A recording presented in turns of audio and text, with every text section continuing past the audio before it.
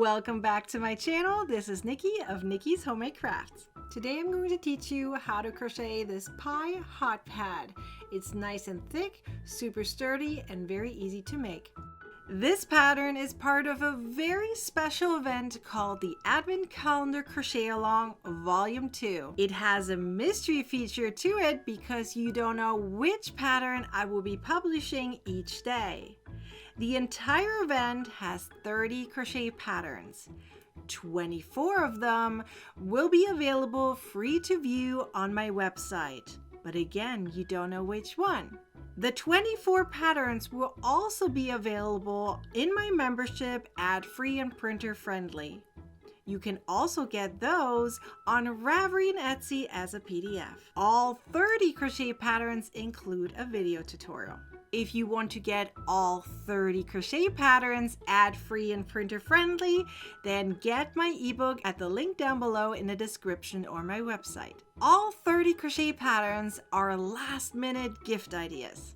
The entire event is sponsored by Premier Yarns. Now let's get started with today's quick crochet pattern. In order to get started, you're going to need some cotton yarn. I'm using Premier's Cotton Sprout worsted yarn in red and in beige. I'm also using a 4mm crochet hook. Alright, you're going to make two circles. One of them is going to be a little longer than the other, and the one that is longer also has a little bit of a wall to it, and I'll show you how to do that as well. But first, you're going to start making a circle. And I'm going to show you how to do this circle very easily. We're only going to use the beige color because red is super hard to see on camera. So let's get started. Start with a magic ring, chain 1 to secure your ring, and it doesn't count as a stitch. Now crochet 6 single crochets into the ring. Then use your stitch marker to mark the area between first and last stitch. Now go into the next round and start crocheting 2 single crochets per stitch all the way around. Move up your stitch marker, and now you're going to crochet 1 single crochet in the first stitch and then 2 single crochets in the following stitch. Now repeat that all the way around. Now in the next round, you're going to crochet 1 single crochet in the next 2 stitches and then an increase. But let me show you a little trick. So instead of having to count your single crochets, how many you need to do, look where your increases are. So right here is an increase. Right on top of it, I made another increase. So you're going to continue crocheting like so. So instead of counting, I'm just going to look here. There's no increase here, so 1 single crochet. There is no increase here, 1 single crochet. And here's an increase right on top of the increase. So not before or after, right on top of it, you're going to crochet another increase. And you're going to continue that until you have 15 single crochet stitches between the increases. So the very last round for red would be 1 single crochet in the next 15 stitches and then an increase, so 2 single crochets. So you can see here how the increase is always on top of another increase everywhere. And then you're done with red.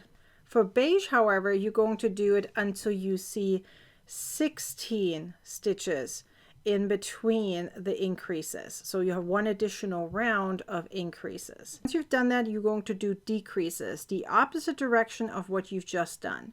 So I'm going to show you on my little swatch right here how to do that. So when you see a increase right here, you're going to place a decrease. And then once you've done your decrease, in the previous round, you're going to do a decrease on top of it, and then the next round, another decrease. You can also count your stitches, up to you. So let me show you. So after you've done this round right here, where you did 16 single crochets in a row with an increase after, once you finish that round, you're going to do 16 single crochets in a row and a decrease. Then and you do this all the way around.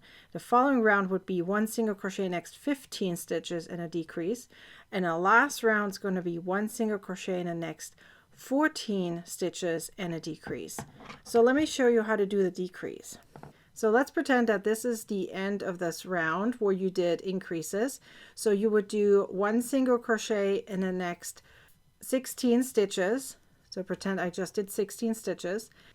And now you're going to do a decrease. So the decrease would be done with the invisible way. So you go through the front loops of the next 2 stitches, like so, and then yarn over and pull through, and then finish it up like a regular single crochet. That's your decrease. Then you repeat that. So 1 single crochet in the next 16 stitches, and then you're going to do a decrease. And once you're done, it's going to look like this. So you pretty much, you increased, and then you started decreasing. So that way it kind of folds inward. So the red circle will be here on the bottom, like so. And now all we have to do is the lattice right on top, which is super easy to do as well. So let me show you. So you're going to make a chain of 4.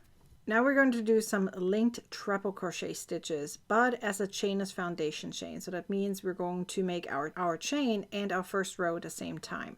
That way it's nice and stretchy and clean.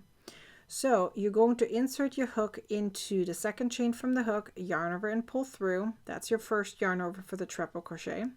Now insert it into the next chain, yarn over and pull through. This is your second yarn over for the treble crochet. Now insert it into the first chain that you made, yarn over and pull through. Now you made a chain. So the long chain you typically make, that is one of them, okay? Now yarn over and pull through. So now you can officially see that's the chain right here. Now we have 4 loops on our hook. Now finish it up like a treble crochet. Now you made your very first treble crochet with a chain here on the bottom. So now let's make another one. Now you're going to see that there's these horizontal bars. They're very important. They're going to help us to link the stitches together. So insert your hook through them, yarn over and pull through. This is your first yarn over. Go through the second one, yarn over and pull through. That's your second yarn over for the treble crochet. Now insert it down here where you made that chain, yarn over and pull through. You have now your chain right here, yarn over and pull through. So now you can officially see there's a chain. You're going to need that later. Now your 4 loops on your hook, finish it up like a triple crochet. Now you're simply going to continue. You're going into those bars, pull up your loops, go into the chain, pull up a loop and make your chain here, and then yarn over and pull through. And now you're going to work on your stitches. Yarn over and pull through 2, 2, and 2. You're going to continue that until you have 28 linked treble crochet stitches in a row. Remember that chain here does not count. You're going to do this until you have 6 of them, each of them having 28 stitches. Now I would recommend that you weave in your ends because now we're going to sew the entire thing together. The only place where you need a little extra yarn is going to be here for the beige, for the outside crust. So make sure you have a long end for that one because that's what we're going to use to sew the entire thing together. Once you have all your ends sewn in besides the outside right here, it is time to assemble it all. So you're going to take your lattice pieces, take 3 at a time and line them up like so. Then you're going to take one right here and you're going to flip this over like so. You're going to take the next one. Going to move this and this, move it like so, and the very last one, going to flip this, put this here and flip this over. So now that you have your lattice assembled, and it's okay if it moves a little bit, important thing is that the outside edges right here are aligned. So what you're going to do now is you're going to flip your outside part literally over, and if you need to pin this down, that's totally fine, you can pin it down. So what you're going to do is you're going to fold this over like so, and now you're going to sew all the way through and come back up and down, up and down, up and down, and sew it all together. So there's multiple layers that you're going through. So I'm just going to go in this direction because I usually do. I always go to the left. So I'm going to push all the way down here, going through all layers. Just make sure you don't pull too tight because you don't want it to be so obvious on the other side. And then you're going to come back out and just now going to just go back and forth in a zigzag, in a loop, and sew all the pieces together. And you're going to do this all the way around. Just make sure that your lattice pieces stay roughly where they need to stay. The center can move, just not the edges part of it. And you're going to sew it all together. And once you've sewn it all together, it's going to look like this. You have the back side, which is the crust, of course, and then you have the top side, which is the pie, whether it's cherry or rhubarb or whatever you want to call it, with a lattice on top. Now, if you don't like the lattice moving around, you can totally sew that on as well. I'm going to leave it as is, and it's a great hot pad, whether you're going to use the underside as the hot pad and keeping this side pretty, or whether you want to use this side as the hot pad. It is totally up to you. But you are now done with your pie hot pad. Be sure to like, comment, and share this video, and subscribe to my YouTube channel and turn on the bell to get a notification next time I publish a new video or go live. Now go ahead and watch the next video. I'm sure you want to. I'll see you next time. Bye.